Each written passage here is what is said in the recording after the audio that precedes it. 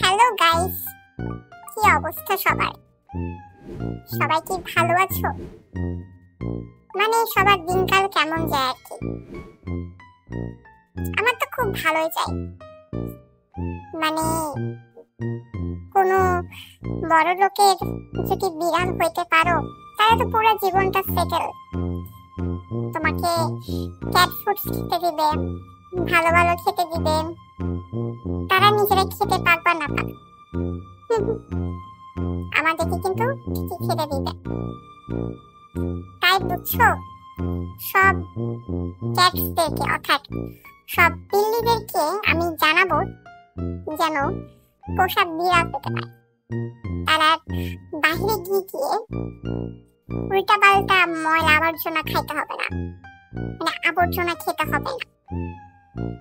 দেখো, আবার আমার কথার ভুল ধরিল না, আমি কিন্তু তোমাদের ভালোর জন্যই বলতেছি। তবে হ্যাঁ, আমাদের একটু অভ্যাস খারাপ আছে, মাঝে মধ্যে একটু ইঁদুর দেখলে লোভ সামলাইতে পারি না।